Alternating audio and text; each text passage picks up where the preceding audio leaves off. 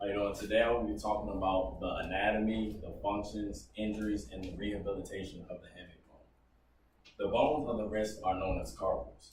The hamate bone is a wedge-shaped carpal bone that is located on the outside of your hand near your pinky. Three of the bones are called carpals, which are the lunate, the triquetral, and the capitate. Two of them are metacarpals, that are the elongated bones that are near your fourth and your fifth metacarpal near your pinky. Carpal injuries, such as the hamate bone injuries, are usually injured during sports and susceptible during sports that have to do with batting or hitting or golfing or just breaking your fall in general.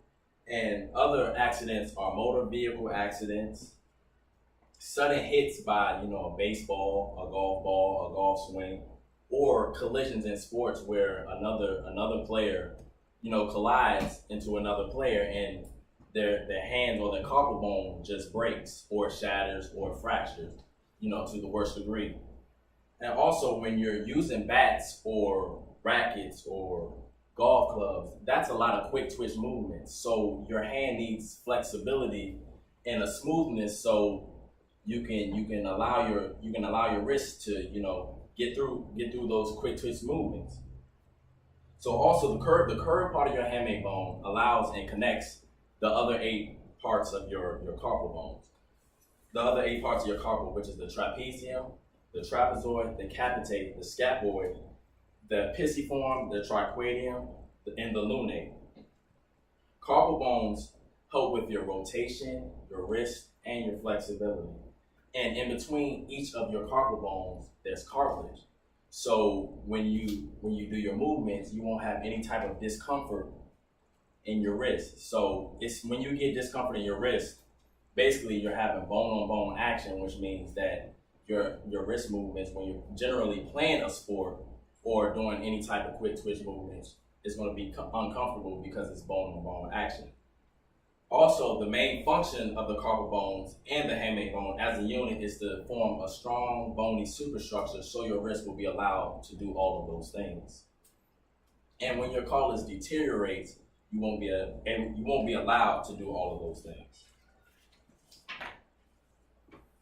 Now, I would like to give you a personal experience of what I went through in the 10th grade that has to do with me shattering my hamate bone. I shattered my hamate bone sliding into second base, and I damaged it more by punching down on the base, and I damaged it to the point where the doctors were telling me that my career was basically over. So I had to go through that process, and then after they had told me that, I had doubt, and then after I went through all of those problems, I had to go through the rehabilitation process.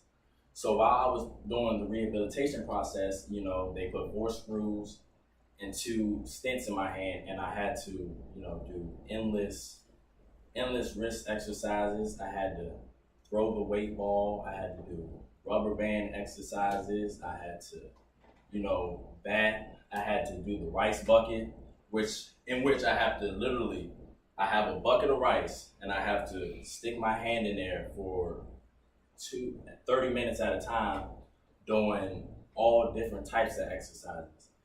And other exercises, I had to stretch my wrist. I had to literally bend it over a table like this for 15 to 30 seconds at a time, and it was very painful. So after the first part of my rehabilitation, my doctor took the 2 screws out of my hand, and I had to go through a second part of rehabilitation, in which I had to flow and do things without the screws in my hand, which was very difficult. So once she took the screws out, I had to repeat all of those exercises without the screws, which was very tough. So she made me do a thing where I had to squeeze so she could test my grip strength. She had to, I had to do a rubber band exercise on how far I could stretch the rubber band. I had to do a lot of stuff. So in conclusion of what I'm trying to say, I'm just, your carpal bones and your hamate bones in your hamate bone is very important to your wrist structure and how your wrist is able to operate on a daily basis. Just like stuff as simple as opening up your door or putting the key in the door, turning the key, opening up your refrigerator, dropping food on a plate, eating your food. Because if you don't have any cartilage or any cartilage in between your bones, you're going to have discomfort. So in conclusion, I would just like to say that I've informed my audience more about the hamate bone and the carpal bones, and that they are very important to everyday life.